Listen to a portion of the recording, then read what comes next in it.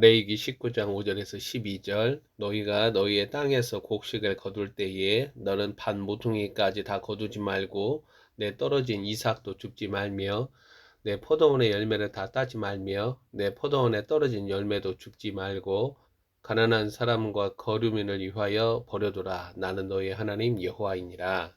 레위기 19장은 종교적 차원의 거룩보다는 사회적 차원의 거룩을 말합니다. 너희는 거룩하라. 이 명령어는 이 양자를 구현하는 것입니다. 레위기의 메시지는 거룩한 백성, 거룩한 삶입니다. 너희는 거룩하라 명령의 구체적인 내용은 먼저 19장에서 부모 경외, 안식일 준수로 나타납니다. 안식일 준수 규정은 사회적 차원에서 하나님의 안식을 적극적으로 확대하라고 요구합니다. 하나님의 백성들이 당하는 징계와 심판 사유에 이러한 안식일 준수 규정을 어긴 사실을 기억해야 합니다. 19장 4절에서 거룩은 배타적인 충성과 순전한 헌신을 요구합니다. 4절의 명령은 자신 위에 놓인 주권, 왕권, 주대심을 말합니다. 이는 만신전이 진을 치고 있는 가이사 빌립보와 같은 세상 현실에서 나의 정체성을 지키는 명령어입니다. 너희는 헛된 것들에게로 향하지 말며 너희를 위하여 신상들을 부어 만들지 말라. 나는 너희의 하나님 여호와이니라. 너희는 거룩하라 명령어는 언약의 주가 바라시는 추상 같은 명령입니다. 이는 언약의 실체가 자신 안에 있는 자들의 심장을 압박하는 증거입니다. 19장은 나는 너희의 하나님 여호와라. 이 증거가 반복적으로 나타납니다. 본문 5절에서 8절에 나타나는 화목제물과 용도는 사회적 자리에서 수평적인 복지와 섬김, 환대로 읽을 수 있습니다.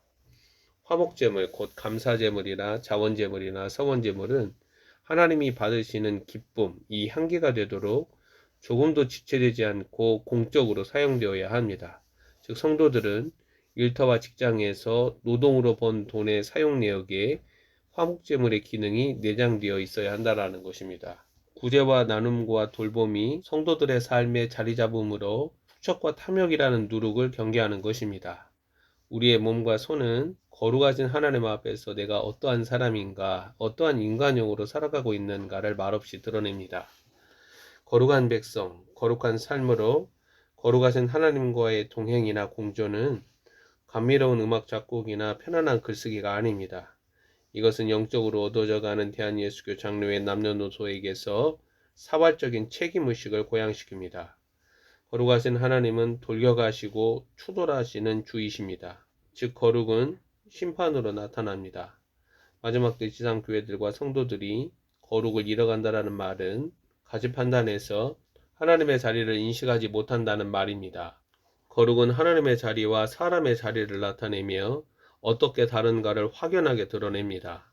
거룩한 삶은 하나님의 백성들의 일상 경건입니다. 너희는 거룩하라 명령어는 세상과는 다른 삶의 방식으로 하나님 백성됨을 드러내라는 요구입니다. 레위기 19장 9절 10절은 이스라엘 백성들과 거하는 가난한 사람들, 거류민, 곧 나그네와 같은 외국인이 너희의 하나님 여호와와 연결되어 있음을 기억하라고 요구합니다. 하나님의 백성들은 자신의 노동력과 수고의 소산을 사유재산이라는 이름으로 독식하지 않고 기꺼이 사회부조에 참여합니다. 성경은 사유재산을 인정하지만 하나님의 돌봄과 자비가 반드시 사회적 자리에서 소외되는 이웃들, 연약한 자들에게 확인되어야 한다라고 증거합니다. 본문 9절 10절에서 거룩하라는 명령어가 반모퉁이와 포도원에서 확인되어야 한다고 말합니다. 다 거두는 수확이 아닌 동시에 수확 중에 떨어진 이삭이나 포도 열매마저 줍지 않는 생활 방식을 거룩으로 말합니다.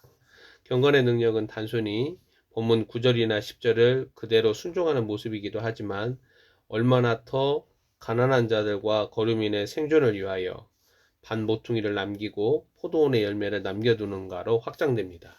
칭의와 성화와 거룩으로 나아가는 길에서 내 손이 번 돈의 사용 방식, 그리고 자신의 소유를 나누는 방식은 제외되지 않습니다.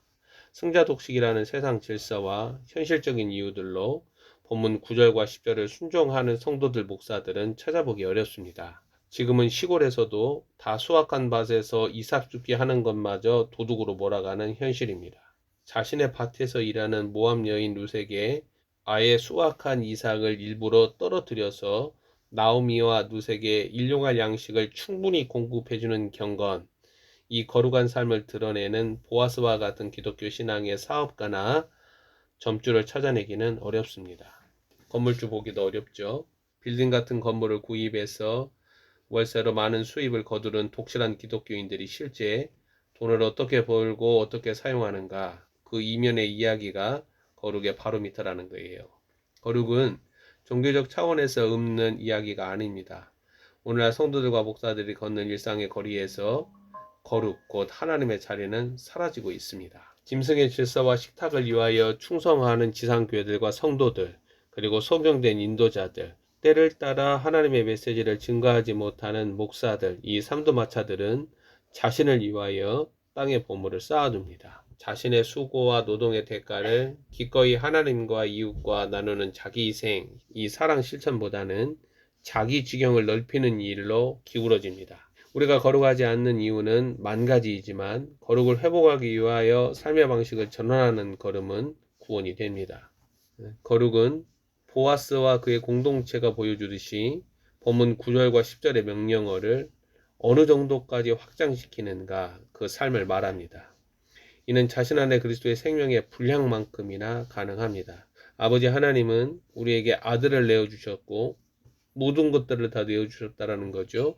아들 그리스도는 우리에게 자신의 전부, 생명을 내어주셨습니다. 거룩하신 하나님이 친히 보이신 이 본이 하나님의 백성들에게 나타나야 합니다. 그리고 짐승의 질서와 식탁이 마련되는 이 악한 세상에서 성도들이 거룩하게 산다라는 말은 자신을 얼마나 그리스도에게 내어주는가로 가늠됩니다. 그래서 거룩하신 하나님, 거룩한 백성들은 닮은 꼴입니다. 들려지는 주님의 명령어에 순종하여 자기 부인, 날마다 자기 십자가를 지고 주를 따르는 경건이 사회적 자리에서 거룩을 실천하는 모습으로 생각합니다. 본문 11절, 12절은 부정명령어로 나타납니다. 도둑질은 손수 행하는 정직한 노동을 포기하는 행위로 속이며 거짓말하며 심지어 주의 이름으로 거짓 맹세하는 죄악으로 발전합니다. 지상교회들과 성도들은 거룩하신 하나님의 이름과 명예와 인격을 드러내도록 사회적 자리에서 진실하게 행동하고 정직하게 말합니다. 도둑질은 물건이나 가치에만 국한되지 않고 합당하지 않은 자들이 자리에 앉고 일을 행하는 모습에서도 발견됩니다. 지금은 미천한 자들이, 불법한 자들이 기회를 타서 권력의 자리로 나아가서 나라들과 민족들 위에 우쭐거리며 분탕질을 하고 있습니다. 하나님이 주시는 자리, 그것은 권위를 드러내죠. 그 권위가, 그리고 능력과 힘이 순기능적으로 나라들과 민족들을 하나님 나라 살림 가치로 견인하지 못하고 있다라는 말이에요. 큰 음녀 바벨론의 잔과 음식에 취한 이러한 미천한 자들이 짐승의 아젠다를 이 땅에 실현하기 위하여 시온에 세워진 왕, 보좌에 앉아 다스리시는 주를 거역하며 반역합니다. 이와 같이 도둑질하는 자들, 속이며 서로 거짓말하는 자들을 향하여 비웃으시는 주님의 음성을 그들은 전혀 듣지 못합니다. 하나님이 비웃으신다. 한번 상상을 해보세요. 성도들이나 목사들이 거룩하신 하나님의 이름으로 누군가를 위한 자리를 도둑질하고 부정으로 이력을 쌓고 편법과 불법과 탈법으로 자신의 자리를 만들면서 하나님의 이름을 욕되게 할 때에 그들은 타락한 루시퍼를 닮아 있습니다. 레위기 19장 12절은 하나님의 저주와 심판을 불러일으킵니다. 불법한 세상에서 전혀 거룩하지 않는 교회들, 부정과 속됨으로 가증함과 부패로 굴러떨어지는 교회들이 저그리스도 짐승의 질서와 세상을 목전에 둔 대한예수교 장로의 남녀노소의 민낯입니다.